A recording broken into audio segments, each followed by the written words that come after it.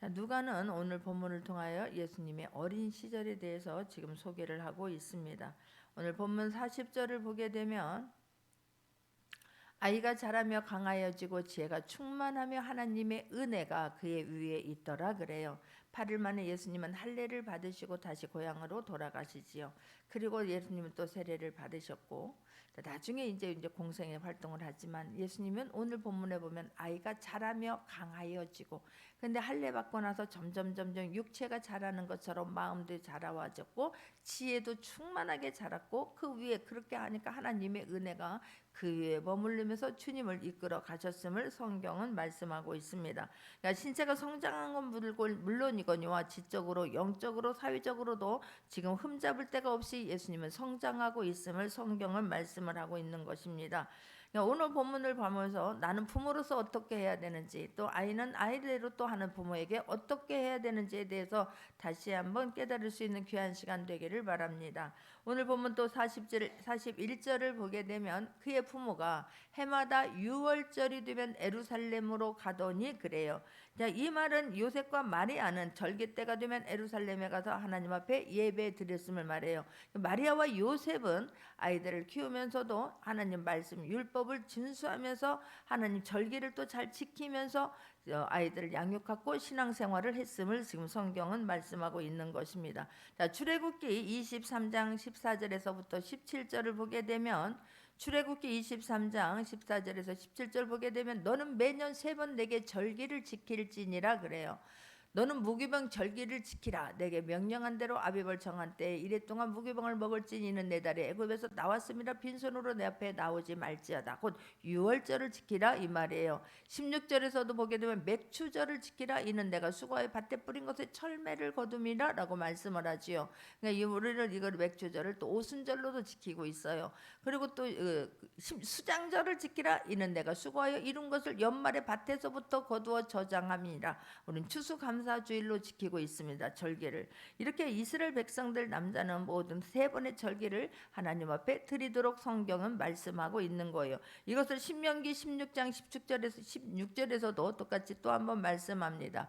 너희 가운데 모든 남자는 1년에 3번 곧 무교절과 칠칠절과 초막절에 하나님 여호와께서 택하신 곳에서 여호와를 배웁되 빈손으로 여호와를 배웁지 말고 무교절 유월절을 말해 칠칠절 오순절을 말합니다. 맥추감사절을 말해요. 초막절 추수감사절로 우리는 지금 하나님 앞에 절기를 지키고 있는 것입니다. 그래서 이스라엘 백성들은 이 3번의 절기를 모든 사람 남자가 되면 성인이 되어지면 일정한 그 시간이 되어지는 그때부터는 매년 예루살렘에 올라가서 3번의 절기를 지키게 되는 것입니다.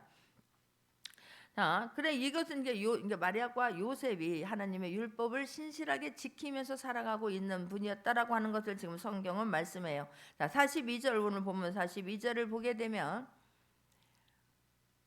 예수께서 12살 되었을 때에 그들이 이 절기의 관례를 따라 올라갔다가 그래 해마다 마리아와 요셉은 이 절기를 지키기 위해서 예루살렘에 올라갔는데 6월절이 되면 근데 예수님이 12살이 되었을 때 예수님도 드디어 데리고 지금 성전에 예루살렘 성전에 6월절을 지키러 올라갔음을 성경은 말씀하고 있습니다. 자, 이스라엘 사람들은 아이를 낳게 되면 6세가 되면 쉐마 신명기 6장 4절에서 9절까지의 쉐마 교육을 반드시 시켜. 너희들은 이스라엘 신명기 4장 이스라엘아 들으라 우리 하나님 여호와는 오직 유일한 여호와시니 너희 마음을 다하고 뜻을 다하고 힘을 다해 내 하나님 여호와를 사랑하라.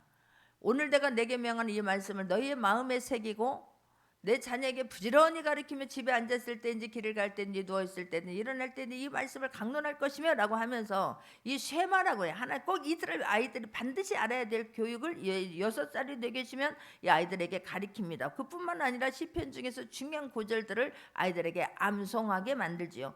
또한 10살이 되게 되면 율법의 해석인 미슈나를 다 배우게 하고 13살이 되기 전에 13살이 되게 되면 율법의 아들이 되어서 회당의 다 회원이 되는 거예요. 그래서 13살 되기 전에 아이들을 데리고 가서 성전에 데리고 가서 아이들에게 율법의 아들이 취할 행동을 그때부터 교육을 받는 시간을 갖습니다. 그래서 그때는 이제 13살이 되면 정식 회원이 되는 거예요. 그래서 예수님이 12살이 되었을 때에 그 지금 율법 아이들이 해야 할 행동에 대해서 규례에 대해서 대해서 교육을 받게 하려고 12살 때에 예수님을 지금 예루살렘에 처음 데리고 간 거예요. 자, 그래서 오늘 데리고 갈 때에, 오늘 보면 40이 되었을 때에 그들이 이 절기의 관례를 따라 올라갑니다. 아이를 데리고 지금 예루살렘에 올라갔습니다. 예루살렘에 올라가서 지금 다 그 교육을 마치고 마리아와 요셉은 다시 지금 자기 집 고향으로 나사렛으로 돌아가고 있는 거예요. 그런데 이때에 그냥 모든 남자 13살 이후에 모든 이런 규례를 지켜야 되는 모든 남자들이 쫙 서서 한번 간다고 행렬을 생각해 보세요. 많은 사람들이 그냥 명절이 되면 막 서울역에 모여서 이 막 도로가 꽉 차서 내려가는 것처럼, 고향을 향해서 내려가는 것처럼, 이들은, 우리나라는 이런 명절이 되면 그렇게 하지만 이스라엘 사람들은 절기 때마다 그러니 그 걸어서 가는 행렬에 사람들이 많았을 것입니다. 그러니까 어쨌든 어떻게 해서 그랬는지는 모르지만 예수님이 지금 같이 가고 있지 않는데 마리아와 요셉은 그 사실을 몰랐던 거예요. 하루 길을 돌아가서 아이를 찾아보니까 이 아이가 없는 것입니다. 부모가 얼마나 애탔겠습니까? 얼마나 깜짝 놀랐겠습니까? 아니, 이 아이가 없는 거를 왜 우리는 그것도 몰랐을까? 이게 내가 지금 제정신인가? 별 생각이 다 들었을 것이고, 아이를 잃어버렸을까 봐 얼마나 또 애타고 간절한 마음이었겠습니까? 자, 43절을 보게 되면 그 날들을 마치고 돌아갈 때 아이 예수는 예루살렘에 머무셨더라. 그 이 부모는 이를 알지 못하고 그래요. 지금 예수님은 그 성전에서 머물러 있는데 다른 사람들은 지금 그것을 모르고 있다라고 성경은 말해요. 지금 왜 이런 일이 벌어졌을까? 예수님은, 놀라운 사실은 예수님이 자기가 어떤 일이, 어떤 사람이, 나의 정체성이 무엇이라고 하는 것을 예수님은 아셨어요. 자, 46절을 한번 보게 되면 46절입니다. 사흘 후에 성전에서 만난 즉 그가 선생들 중에 앉으사 그들에게 듣기도 하며 묻기도 하시니 그래요. 부모가 다시 갔던 길을 다시 되돌아와서 이 아이를 막 찾는데 예루살렘 성전에 있을 거라고 생각하지 못했는 것 같습니다. 그런 이 아이가 갈 만한 곳을 얼마나 애타며 찾았겠습니까? 사흘 후에 이 아이를 만났는데 전혀 생각하지 못하게 성전에서 그가 선생들 중에 앉으사 그러는 거예요. 율법 선생들과 말씀을 가리키는 사람들과 그 가운데 지금 앉았는데 그들 가운데 중심에 지금 앉아서 그들에게 듣기도 하시며 묻기도 하셨다고 성경은 말씀하고 있는 것입니다. 이게 지금 답을 서로 하고 토론하는 그런 상황이지만 가운데 예수님이 중심에 앉았다라고 하는 것은 그 예수님의 대화의 중심 인물인 것을 지금 성경은 암시하고 있는 거예요. 이 예수님은 그러니까 성장하실 때 지혜가 충만하다라고 말씀하셨죠. 근데 예수님이 지혜가 충만하면서 키가 자라고 몸무게가 자라면 따서 지혜도 자라고 이런 모든 영적인 상황도 예수님은 자랐어요. 근데 이 예수님은 그래서 이렇게 자랐기 때문에 나중에 이 성경에 보게 되면 이 후에도 이 52절에도 예수는 지혜와 키가 자라가며 하나님과 사람에게 더욱 사랑스러워 가더라 하지만 그 이후에 누가복음 20장 26절과 또 40절에도 보게 되면 예수님은 공적인 활동을 하실 때에도 예루살렘 성전에서 율법학자들과 토론하는 그런 시간들을 갖게 되는데 그때에도 예수님의 지혜가 얼마나 탁월한지, 이거는 하나님의 공부에서 배운 지혜가 아니라 위로부터 부어지는 지혜가 있음을 깨닫게 되고, 그래서 그렇게 예수님을 토를 잡아가지고 어떻게든 죽이려고 넘어지게 하려고 하는 사람들을 완전히 예수님이 KO패로 승리하게 되는 거예요. 더 이상 예수님에게 어떤 것을 묻지 못했더라고 성경은 말씀하거든요. 그들이 백성 앞에서 그의 말을 능히 책잡지 못하고 그의 대답을 놀랍게 여겨 침묵하니라라고 성경은 말씀해요.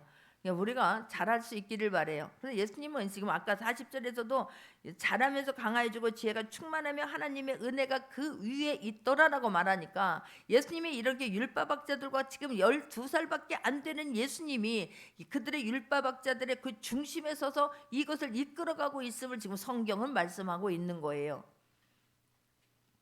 우리도 믿음이 자라가길 바랍니다. 말씀 한번 들을 때마다, 성경 한번 읽을 때마다, 예배 한번 드릴 때마다, 기도 한번 할 때마다 저와 여러분의 믿음이 자라고 변화되어져 갈 수 있기를 주님의 이름으로 축원합니다. 할렐루야. 예수님은 그러면서 뭐라고 말합니까?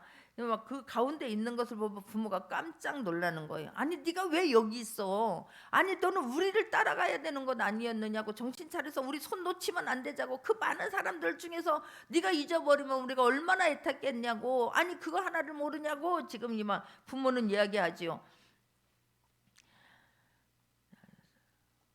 어머니는 아이가 어찌하여 우리에게 48절입니다. 우리에게 이렇게 하였느냐 보라 내 아버지와 내가 근심하여 너를 찾았지 않느냐라고 지금 책망하면서 지금 말을 하고 있지 않습니까? 그런데 49절 합독합니다. 예수께서 이르시되 어찌하여 나를 찾으셨나이까 내가 내 아버지 집에 있어야 될 줄을 알지 못하셨나이까 라고 말하는 거예요. 아니 예수님은 아니 어찌하여 내가 이곳에 있어야 되는 사람인 것을 몰랐습니까? 라고 지금 말해요. 아버지는 몰라도 어머니가 지금 말하는 거잖아. 아이야 네가 어떻게 지금 이래서 여기서 있어? 왜 여기에 네가 있어? 네가 있을 자리냐? 지금 예배를 드렸으면 같이 내려가야지. 우리가 너를 찾는데 얼마나 시간을 하고 허비를 하고 시간은 둘째치고 마음이 간이 막 간담이 서늘했고 얼마나 놀란 줄 아느냐? 라고 어머니가 책망 섞인 말을 하니까 지금 마리아 엄마에게 지금 말하고 있는 거예요. 어찌하여 나를 찾으셨나이까? 내가 아버지 집에 있어야 될 줄 알지 못하셨나이까? 다른 사람은 모른다 할지라도 어머니는 아셔야 되는 것 아니겠습니까? 라고 하는 식으로 지금 말을 하고 있는 거예요. 내가 당연히 이곳에 있어야 되는 거를 모르셨나이까? 라고 말해요. 그러면서 내가 내 아버지 집에라고 말해요. 성전을 내 아버지 집에라고 말하는 것은 예수님이 이렇게 어린 나이지만 자기의 정체성에 대해서 알고 있었어요. 예수님은 내가 무엇을 해야 하는지를 알고 있었어요. 그래서 이곳이 예수님이 지금 이 예루살렘에 오는 12살 때 오는 것이 예수님의 공적인 활동의 처음 시작인 거예요. 그곳에서부터 예수님은 내가 아버지의 뜻을 알려드리고 내가 아버지의 신적인 존재를 내가 드러내면서 내가 다른 사람과 다르고 내가 하나님의 말씀을 가르쳐야 되는 사람임을 예수님은 알고 계신 거예요. 할렐루야. 하나님의 아들 메시아임을 예수님은 살면서도 인식하고 계셨어요. 나의 정체성을 잃어버리지 않고 예수님을 살고 계신 분이라고 하는 것을 성경은 지금 말씀해요. 그렇기 때문에 내가 이곳에 와서 얘기하면서 어머니 내가 아버지 집에 있어야 되는 것을 모르셨나이까? 내가 누구인지 어머니는 지금 그것을 나를 모르셨단 말입니까? 라고 말하는 거예요. 자신이 누구인지에 대해서 알 수 있기를 바랍니다. 예수님은 자신이 누구인지 자기는 무슨 일을 해야 되는지에 대해서 정체성에 대해서 정확하게 알고 계셨던 분이에요. 우리가 알 수 있기를 바라요. 여러분 우리가 와서 예배를 한번 드리는데 내가 누군 줄 모르고 예배를 드리고 하면 아무것도 아니에요. 이 장소가 어떤 장소인가도 모르면 아무것도 아니에요.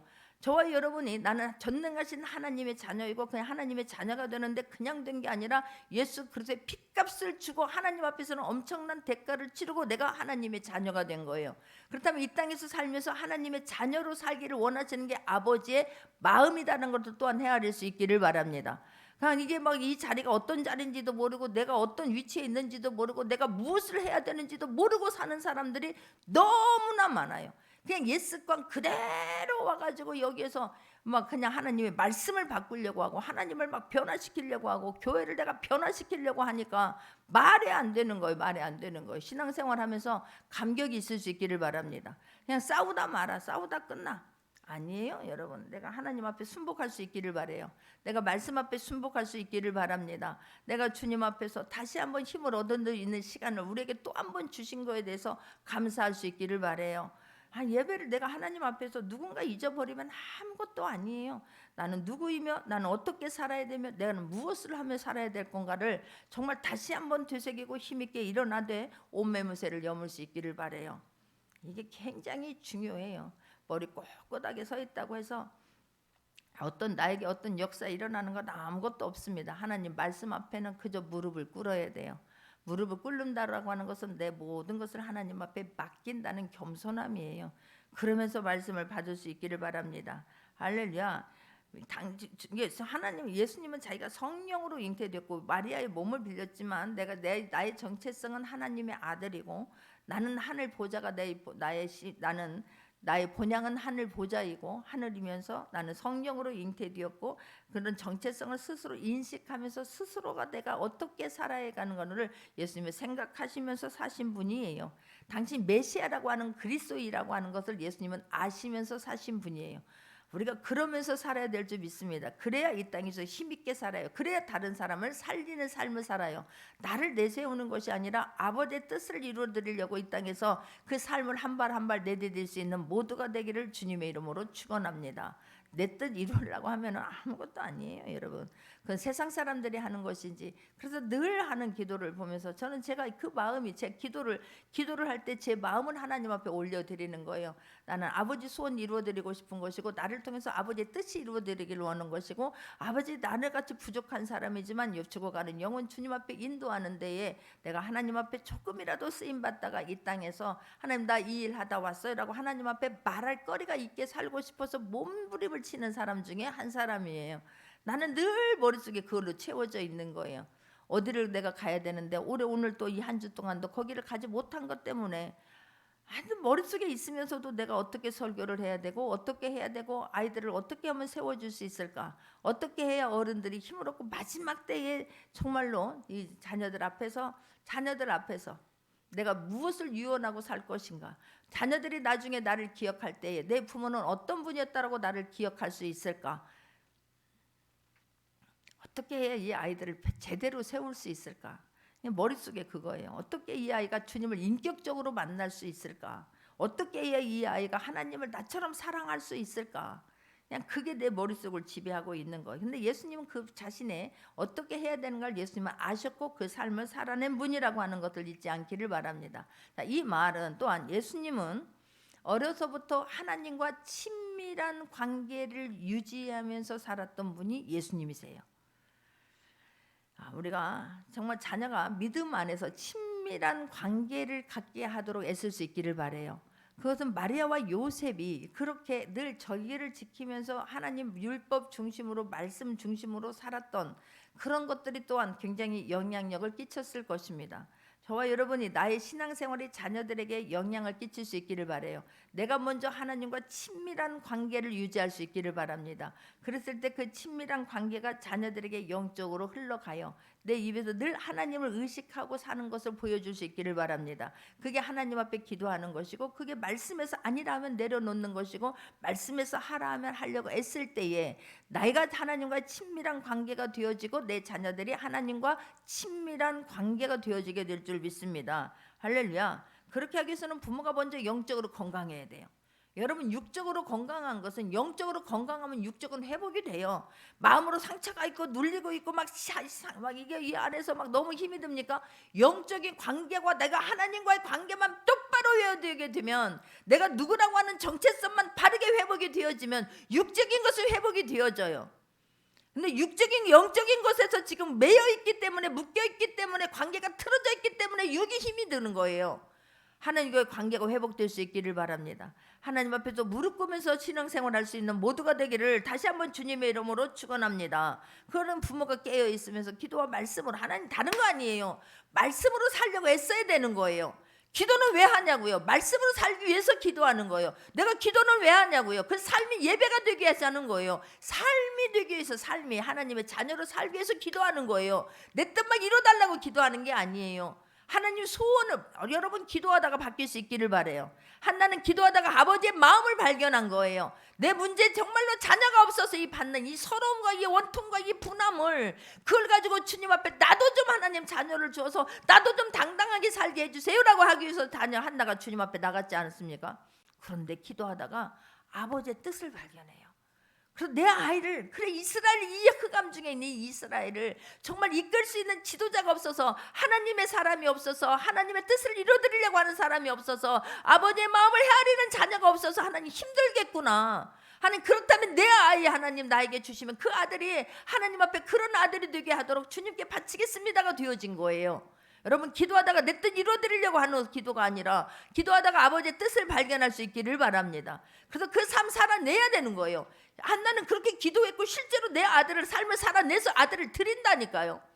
근데 우리는 기도가 그냥 내 뜻 이루어드리려고 하는 거예요. 내 욕심 채우기 위해서 하는 거예요. 내 맘대로 하고 싶어서 기도하지 않기를 바랍니다. 기도하다가 아버지의 뜻을 발견해야 돼요. 아버지의 마음을 깨닫게 되는 거예요. 그래야 내 온매무새가 염해지지. 그래야 내가 그 삶으로 나가게 되는 거지. 내 삶이 예배가 돼야 되는 거야. 내 삶이 삶으로 삶을 가지고 와서 예배가 돼.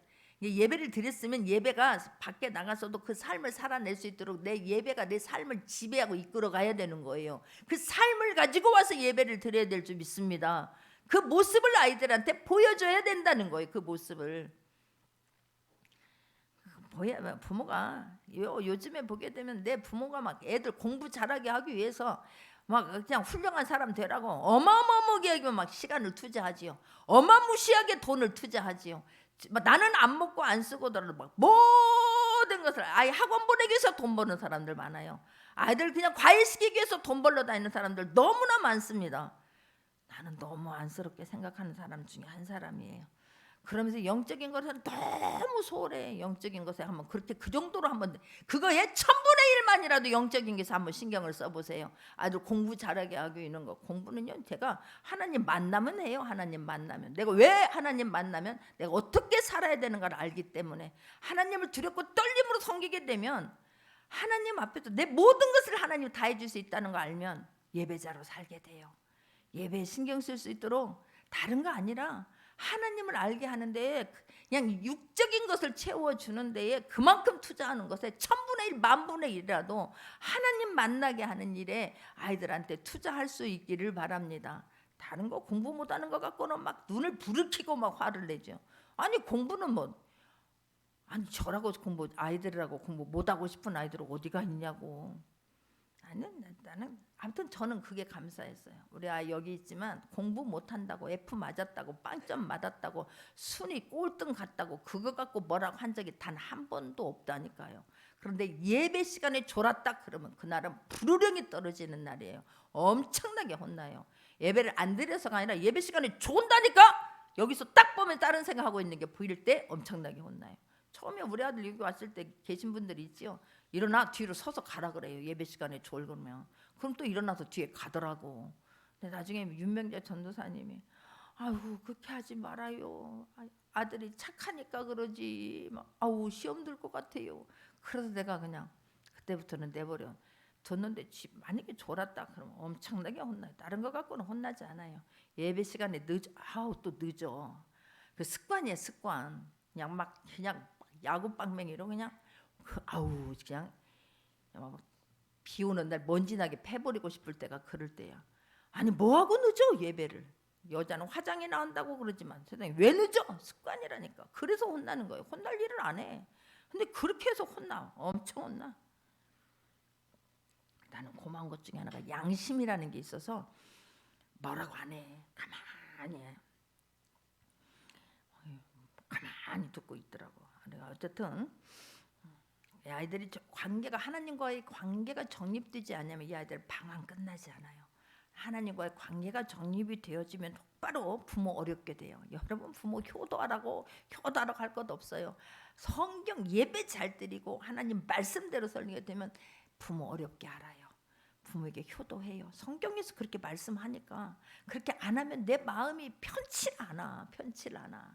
그렇게 나는 구박을 당하고 그래도 성경에서 말씀 부모에게 효도하라고 했는데 그걸 하지 않으면 내 마음이 편치를 않아.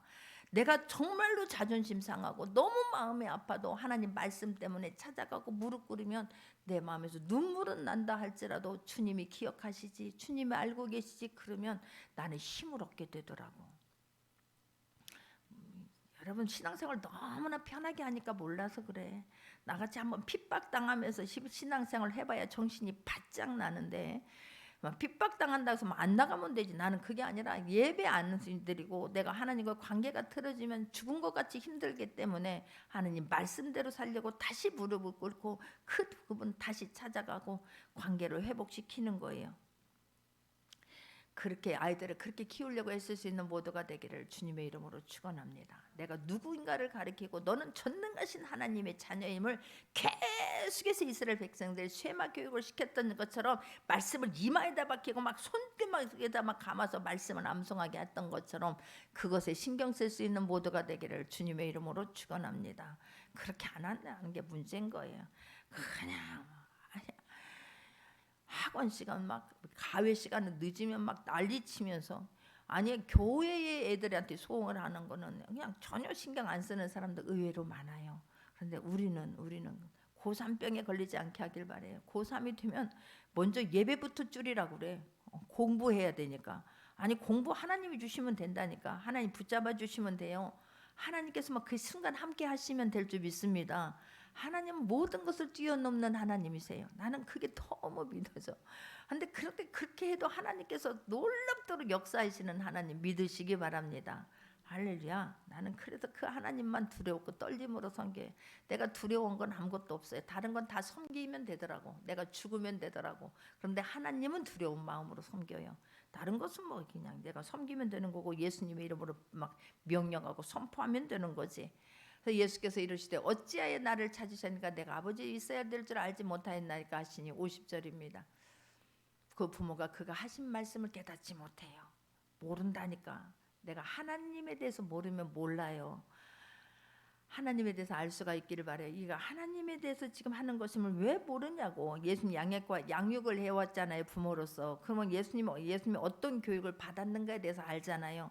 근데 예수님이 지금 율법학자들과 이야기하는데 그 율법학자들이 깜짝 놀란다니까요. 거기 있는 사람들이 모두가 놀래요. 이거는 배워서 할 수 있는 게 아니야. 12살 아이가 알면 얼마나 알겠느냐고. 근데 이 아이가 어떻게 이런 것을 알 수 있을까? 어떻게 이런 말을 할 수 있을까? 그렇다면 다른 사람은 몰라도 부모는 알아야 된다니까. 내가 이 아이한테 이런 것을 가르친 적이 없는데 이 아이가 어떻게 이렇게 당당할까? 어떻게 하나님에 대해서, 어떻게 하나님의 나라에 대해서 이렇게 말할 수 있을까?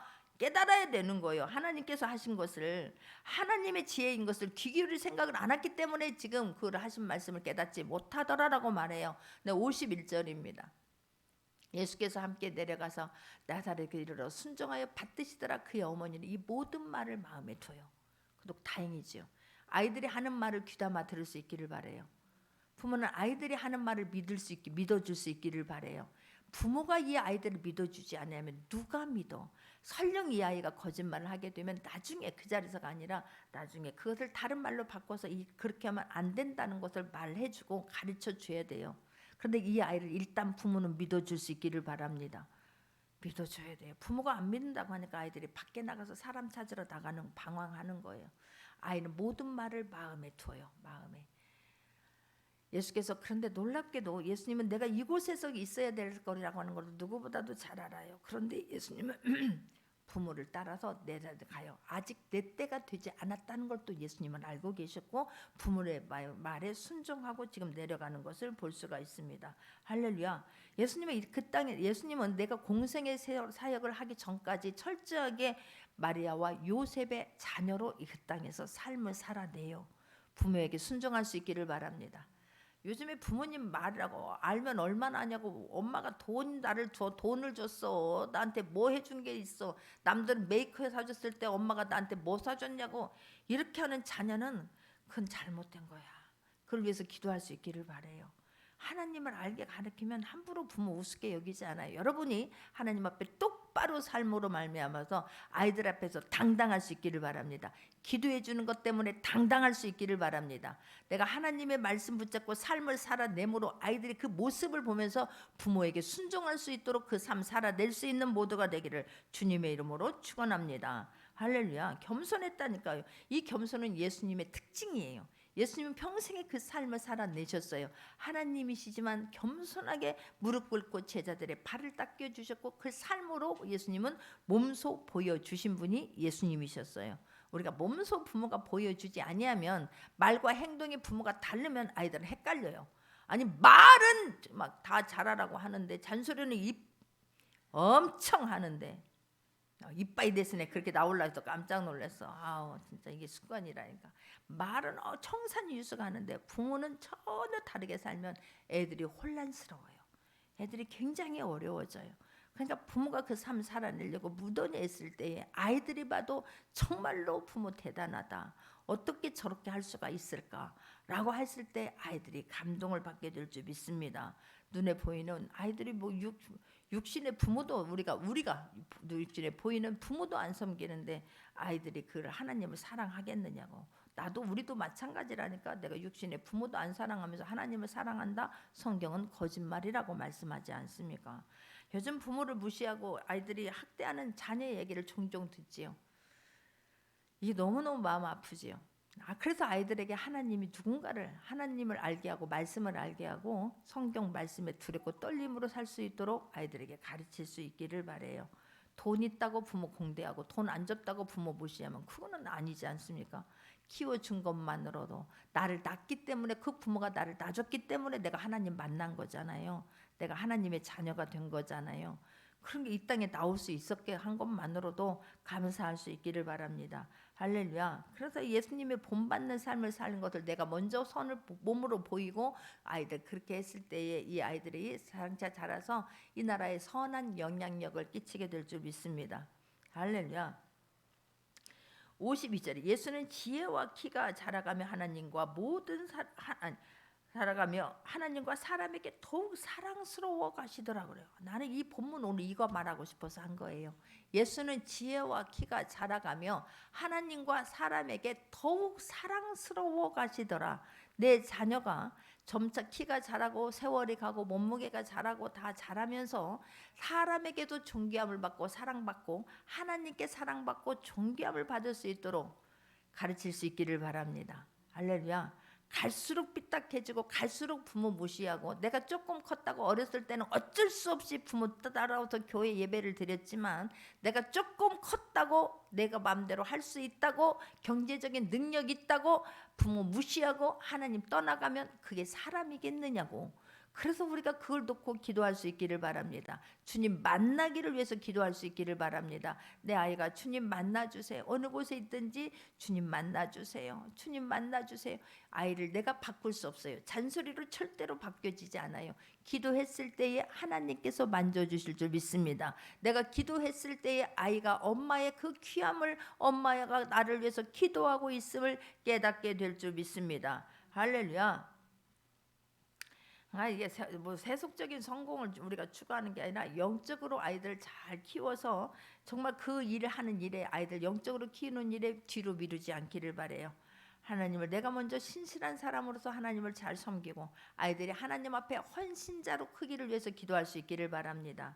할렐루야. 이게 예수님도 똑같이 육신의 옷을 입고 인간으로 오셔서 육신의 옷을 키도 자라고 몸무게도 자라가는 그 과정을 예수님도 똑같이 겪으셨어요. 하나님이시지만 정체성을 갖고 계시고 그리스도이시고 메시아임을 알고 계셨지만 너무나 감사하게도 예수님은 내가 육신의 옷을 입고 이 땅에 인간으로 오셔서 그 모든 과정을 다 몸소 겪으셨어요. 그래서 우리 인간이 자랄 때 모든 과정을 예수님은 너무나도 잘 알고 계세요. 할렐루야. 그런데 자라면서 더욱더 사랑스러워갔다니까요. 우리가 자라면서 더욱더 믿음이 자라기를 바라고 가면서 갈수록 사랑스러워져 가고 하나님 앞에 존귀함을 사람에게도 칭찬받고 존귀함을 받을 수 있기를 바라요. 내가 그런 사람 되기를 원해요. 그리고 내 자녀들도 그리하게 되기 위해서 기도할 수 있기를 바랍니다. 그러기 위해서는 우리가 아이들에게 말을 행동을 함부로 하면 안 돼요. 정말 내가 어제도 아이들 작은 도서관에 온 아이들에게 말에 대해서 가르쳐 아이들이 말을 너무나 함부로 쉽게 얘기해. 그래서 너희들이 그렇게 함부로 쉽게 말하는 그것 때문에 네가 다른 사람들에게 그런 무시당함을 불러올 수 있어. 그러니까 말을 조심해야 돼. 한 번 말할 때 생각하고 해야 돼. 네 말로 인하여서 다른 사람들에게 막 상처를 받으면 너가 말했을 때 다른 사람도 이 말이 상처가 될까 안 될까를 생각하면서 하라는 거예요. 우리가 자녀들에게 그리할 수 있기를 바랍니다. 절대로 자녀 앞에서 부정적인 말과 부정적인 생각을 나타내지 않기를 바래요. 여러분 정말 아이들 잘 키우고 싶지요. 교회 하나님에 대해서 교회에 대해서 앞에서 말씀을 가리키는 사람에게 대해서 함부로 말하면 안 돼요. 배울 것이 없잖아요. 부모가 선생님을 너무나 무시하면서 말하니까 학교에 가서 배울 게 없다고 생각을 해요. 아이들이. 그러니까 선생님도 애들 귀찮게 막 내가 막 그냥 법은 애들이 어떻게 학교 선생님을 아니 맨날 왜 그렇게 고발하는 걸 좋아하냐고. 그걸 어렸을 때부터 아이들이 보면 무엇을 배우겠습니까? 선생님 무슨 귀찮게 무슨 애들이 고발하는데 그냥 뭐 거기에 걸려들 말 행동하고 싶지가 않아요. 뭐들어 법원에 왔다 갔다 하겠냐고. 그러니까 타치를 안 해.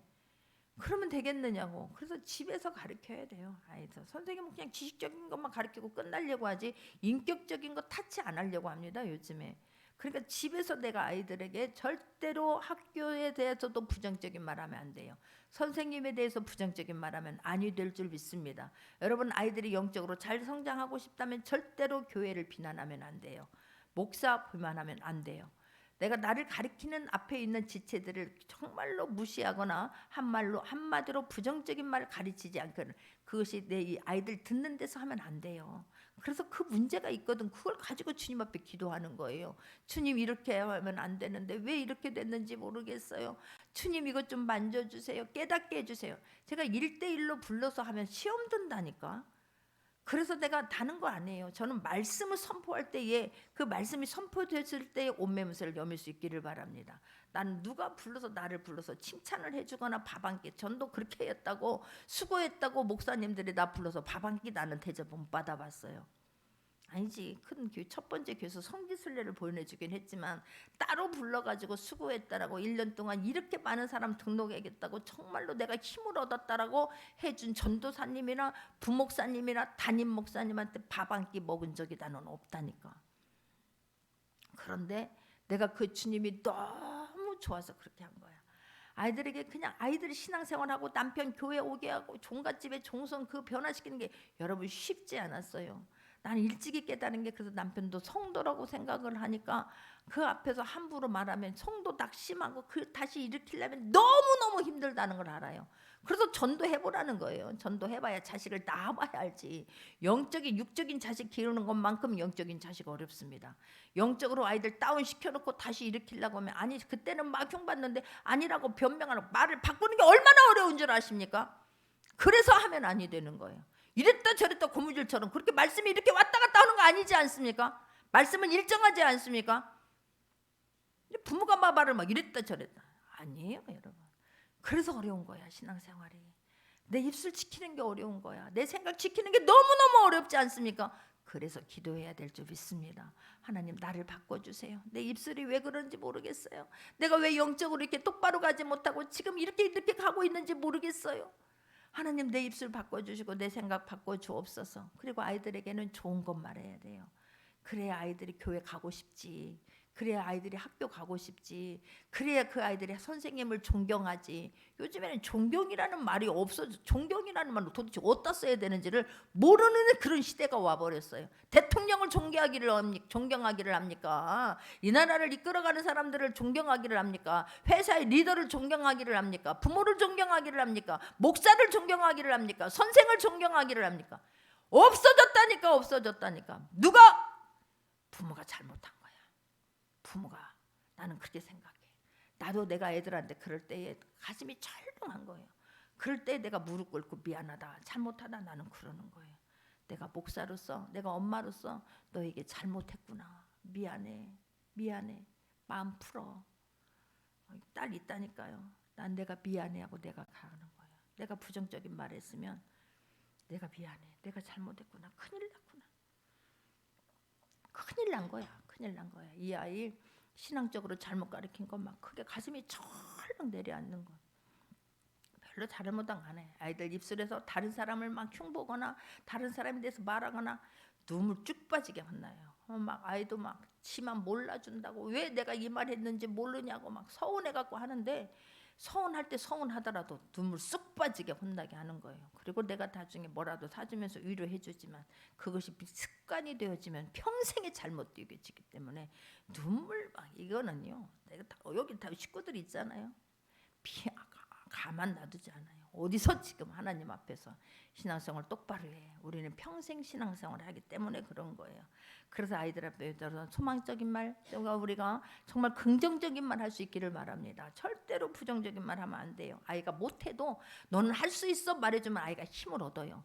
근데 아이들한테 늘 부정적인 말을 들은 아이는 나는 할 수 있는데 나는 못해가 돼버리는 거야. 내가 어제도 어떤 아이와 얘기하면서 깜짝 놀랐어. 나는 4학년인데 내 나이는 7살이에요. 나는 4학년인데 내 정신연령은 7살이에요. 이렇게 말하는데 너무 마음이 아팠어. 나는요, 실제는 못해도 내 입술에서 아이들은 나는 할 수 있어요 라고 말해야 돼요. 그러면 하나님께서 내 귀에 들리는 대로 시행하시기 때문에 하나님 딱 쳐버리는 거예요. 근데 나는 할 수 있는데 하도 못한다라고 그 소리만 듣고 있었기 때문에 아이들이 막 움츠려 들고 할 생각을 못해. 하다 이러다 또 혼날 텐데, 이러다 잘못될 텐데, 이러면 빵점 맞. 이래서 아이들이 길을 못 피는 거예요. 그걸 누가? 부모가 했다니까. 아니 다른 사람에게 그렇게 들을 수도 있어요. 선생님에게나 주변의 사람들한테 들을 수 있어요. 근데 멀리 가서 찾지 않고 나의 언어를 점검해 볼 수 있기를 바랍니다. 나의 언어, 집에 가서 어떤 말을 가장 많이 하는지 점검해 볼 수 있기를 바라요. 나는 늘 살려주는 말을 해도 아이들이 약하기 때문에.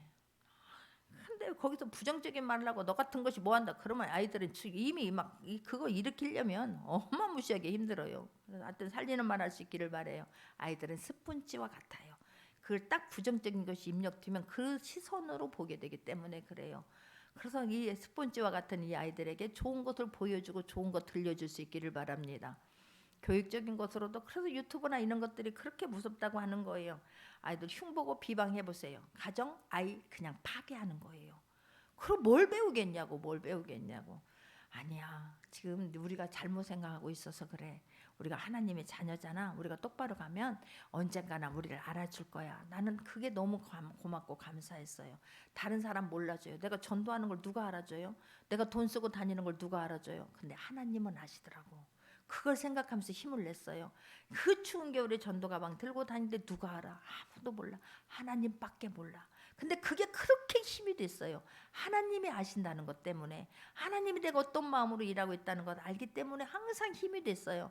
하나님을 말하실 때 하나님 때문에 힘을 얻을 수 있기를 바래요. 내가 힘들면 그 하나님 앞에 내어놓고 기도하고, 그리고 나가서는 다른 사람을 살리는 데 쓰임 받을 수 있는 모두가 되기를. 그래서 예수님께서 지혜와 키가 자라가며 우리가 자라갈 수 있기를 바래요. 변화될 수 있기를 바래요. 변신이 아니에요. 사람들 너무나 변질을 쉽게 해. 그게 조금만 뭐 했다 싶으면 변질해서 가슴이 철렁철렁 내려앉아. 그래서 이게 우리가 하나님 앞에서 사람 앞에서 존귀함을 받을 수 있는 모두가 되기를 주님의 이름으로 축원합니다. 하나님 참